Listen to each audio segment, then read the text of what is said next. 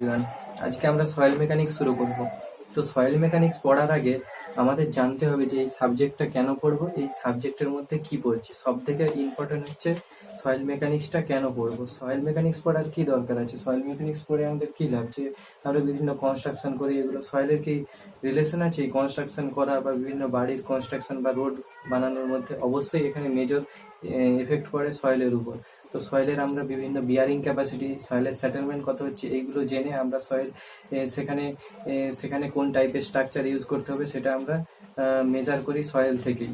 তো soil mechanics জিনিসটা কি? সয়েল মেকানিক্স হচ্ছে আমাদের the application of law of mechanics and hydraulics to the solid particle in order to study their engineering property. তো এখানে application করবো কিসের উপরে? আমাদের হচ্ছে মেকানিক্স আর হাইড্রোলিক্স এর উপরে। যে সব ল আছে সেই ল এর অ্যাপ্লিকেশন দেখবো, এবং ইন অর্ডার টু সলিড পার্টিকেলের উপরে, সলিড পার্টিকেলের উপর টু স্টাডি দেয়ার আর ইঞ্জিনিয়ারিং প্রপার্টি গুলো স্টাডি করব। সয়েলের মধ্যে কি কি ইঞ্জিনিয়ারিং প্রপার্টি আছে সেগুলো স্টাডি করব। তো সয়েল মেকানিক্স সম্বন্ধে এটাই আমরা আজকে জানবো। তো সয়েলটা কোথা থেকে আমাদের এর উৎপন্ন হয়েছে, বা সয়েল মেকানিক্স সাবজেক্টটা কে তৈরি করলো, বা সয়েল মেকানিক্স সম্বন্ধে আমরা এত ডিটেলসে কে সব থেকে বেশি নলেজ দিয়েছে, তার নাম হচ্ছে doctor Karl তারজাগি।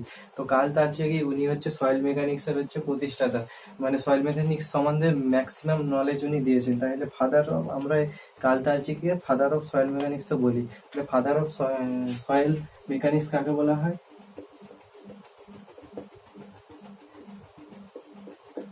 Father of soil mechanics doctor Karl Terzaghi. Doctor Karl Terzaghi, এবং হচ্ছে ইনি এই সয়েল মেকানিক্স সম্বন্ধে আমাদের ম্যাক্সিমাম হচ্ছে নলেজ দিয়েছে। সয়েল মেকানিক্স সম্বন্ধে ম্যাক্সিমাম নলেজ দিয়েছেন ডক্টর কার্ল তারজাগি, এবং ম্যাক্সিমাম ফর্মুলা আমরা যেসব পড়বো সয়েল মেকানিক্স এর মধ্যে, তা সেগুলো হচ্ছে অ্যাপ্লিকেশন করেছে আমাদের ডক্টর কার্ল তারজাগি। এবারে দেখবো কি পিডোজেনেসিস কাকে বলে। পিডোজেনেসিস হচ্ছে একটা ইম্পর্টেন্ট ওয়ার্ড সয়েল মেকানিক্স এর। এটা হচ্ছে পিডোজেনেসিস।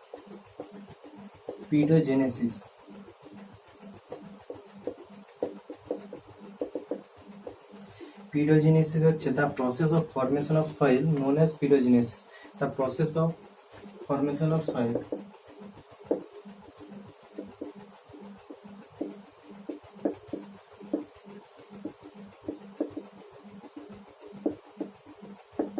মানে সয়েলের ফরমেশন কিভাবে হচ্ছে সেই প্রসেসটাকে আমরা কি বলবো? পিডোজেনেসিস বলবো। এবারে ওয়েদারিং অফ রক বিভিন্ন আমরা দেখবো। অরিজিন অফ সয়েল, কোথায় থেকে সয়েলের অরিজিন হচ্ছে এবং সেটা কোথায় গিয়ে আবার কিসে পরিণত হচ্ছে সেটা দেখবো। এবং সেটা হচ্ছে একটা সাইকেলের হিসাবে কাজ করে। অরিজিন মানে কোথা থেকে সয়েলটা উৎপন্ন হচ্ছে, আবার কোথায় সয়েলটার আলটিমেটলি কি হচ্ছে, বা ওইটা একটা সাইকেলের উপর কাজ করে। তাকে কি বলা হয়? Geological cycle of soil formation. তাকে কি বলা হয়? Geological cycle of soil formation.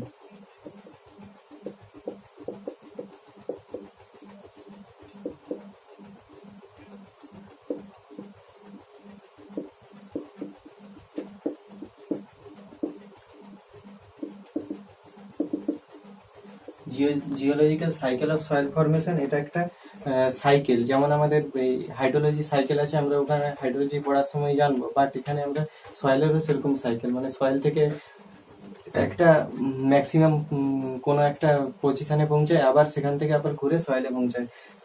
প্রথম স্টেজ হচ্ছে তোমার ইরোশন হবে। এখানে করি ইরোশন অর ওয়েদারিং। ইরোশন আর ওয়েদারিং হবে। ওয়েদারিং থেকে কি হবে? ইরোশন আর ওয়েদারিং থেকে ট্রান্সপোর্টেশন হবে। ট্রান্সপোর্টেশন থেকে কি হবে? ট্রান্সপোর্টেশন থেকে নেক্সট হচ্ছে ডিপোজিশন।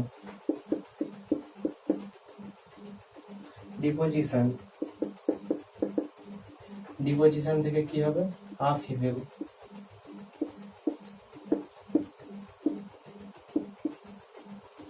থেকে আবার ইরোশন আর ওয়েদারিং, ট্রান্সপোর্টেশন হবে, তারপরে ডিপোজিশন হবে। ইরোশন মানে ওয়েদারিং মানে কি, সয়েলের বা কোনো একটা রকের মধ্যে আমরা মেনলি দেখবো এটা রক বা বড় যেসব পাথর থাকে সেগুলোর উপরে প্রথমে ওয়েদারিং আর ইরোশন হবে। ওয়েদারিং হতে সেগুলো ডাস্টে পরিণত হবে, ডাস্টে পরিণত হওয়ার পরে সেগুলো ট্রান্সপোর্ট হবে ওইখান থেকে নিচু এরিয়ায় বা এয়ারের মাধ্যমে বা ওয়াটার মাধ্যমে ট্রান্সপোর্ট হবে। সেই ট্রান্সপোর্ট হয়ে ডিপোজিশন হবে একটা জায়গায়।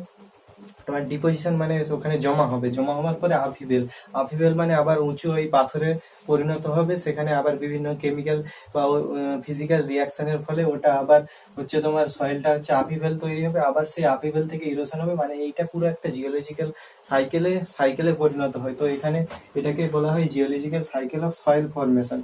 তো এখানে ওয়েদারিং অফ রক মানে ফার্স্ট প্রসেসটা ওয়েদারিং অফ রক, এটা হচ্ছে অনেকগুলো মেনলি তিনটে হচ্ছে তোমার কারণে হয় weathering of rock. Weathering of রকটা কি সেটা আগে দেখে নি।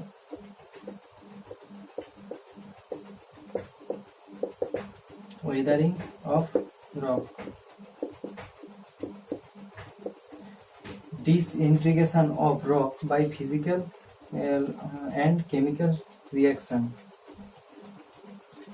Disintegration of rock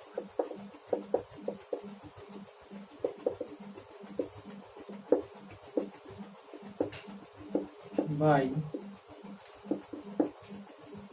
physical and chemical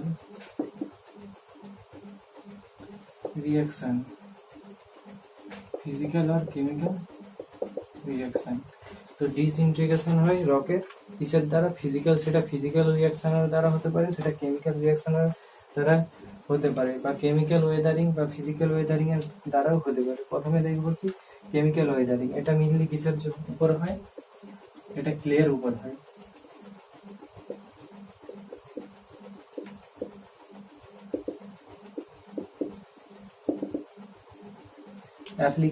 mainly applicable for clay. ক্লেতে কেমিক্যাল ওয়েদারিং দেখা যায়, mainly clay mineral.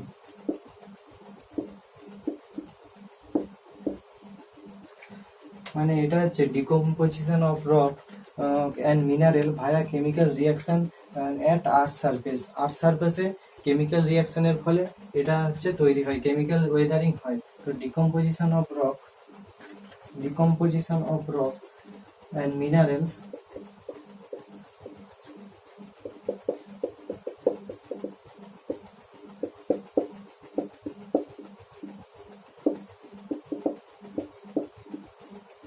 decomposition of rock and minerals via chemical reaction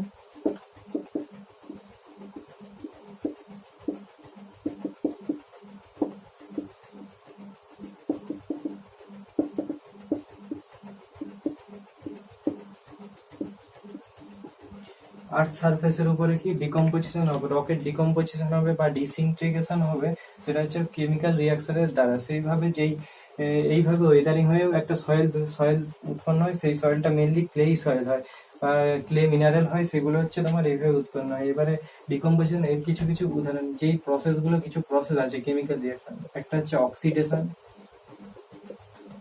মানে অক্সিজেনের রিয়াকশন করে ডিকম্পোজিশন হয়। আরেকটা হচ্ছে হাইড্রেশন হয়ে তোমার এই তৈরি হয়, কেমিক্যাল ওয়েদারিং হয়। আর একটা লিচিং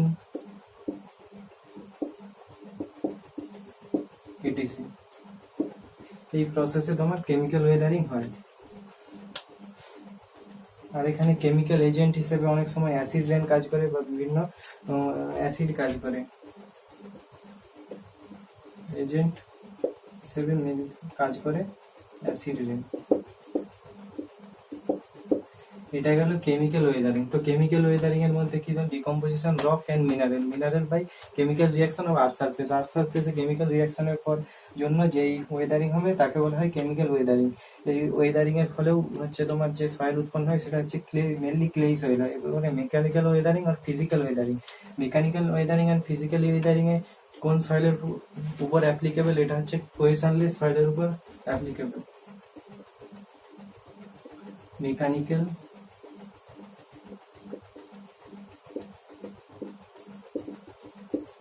मैकेनिकल वेदरिंग और फिजिकल वेदरिंग।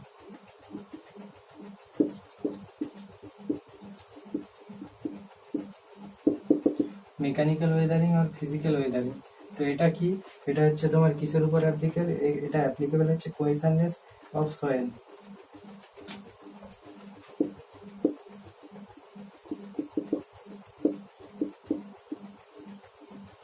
সয়েল মানে এই ওয়েদারিং এর ফলে, মানে মেকানিক্যাল ওয়েদারিং এর ফলে মেইনলি কোয়েশনলেস সয়েলই উৎপন্ন হয়। এটা জেনারেলি দেখা গেছে decomposition of rock by physical or mechanical process. Decomposition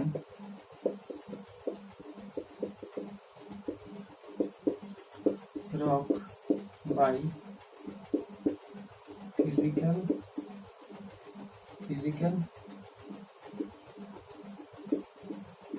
or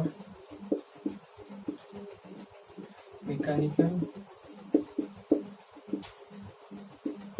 process. Decomposition হয় রকের কিভাবে?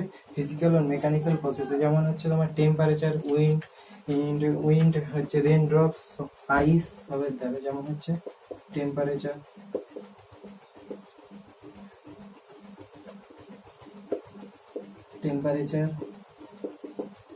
উইন্ড, আইস, ওয়াটার, ইটিসি। মানে টেম্পারেচারের চেঞ্জ হলে কখনো কোল্ড হয়ে যাচ্ছে, কখনো হট হয়ে যাচ্ছে, সেই জন্য কি হয় আমাদের যে সারফেসে যে রক থাকে বা সয়েল থাকে সেটা হচ্ছে শ্রিঙ্ক করে যাবে, কোল্ড থাকলে বা হট হলে সেটা হচ্ছে এক্সপেন্ড করতে চাইবে। তো এইভাবে এফেক্ট করার জন্য কখনো সয়েল উৎপন্ন হয়, সেই সয়েলটা হবে কোয়েশনলেস সয়েল। আর উইন্ডের যখন খুব জোর গতিবেগ থাকে তখন উপরের দিকে দেখি মেনলি সয়েল গুলোকে ইরোশন করে দেয়, সেটা হচ্ছে উইন্ডের দ্বারা। আইসের দ্বারাও ট্রান্সপোর্ট হয় ঠিক এইভাবে, আর ওয়াটারের দ্বারাও ট্রান্সপোর্ট হয়। ওয়াটারের যে স্পিড থাকে তার উপর এফেক্ট পড়ে, তো সয়েলের উপর এফেক্ট পড়ে, সেইভাবে ট্রান্সপোর্ট হয়। এগুলো হচ্ছে মেকানিক্যাল ওয়েদারিং। তো আরেকটা হয় প্রসেস আছে বায়োলজিক্যাল ওয়েদারিং।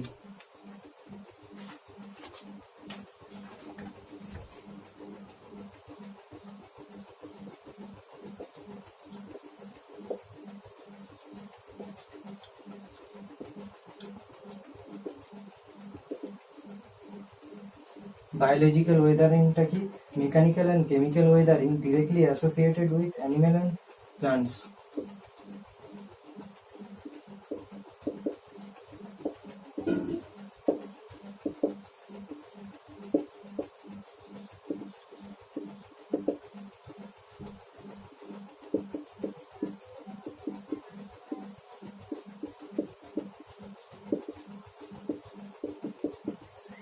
With animal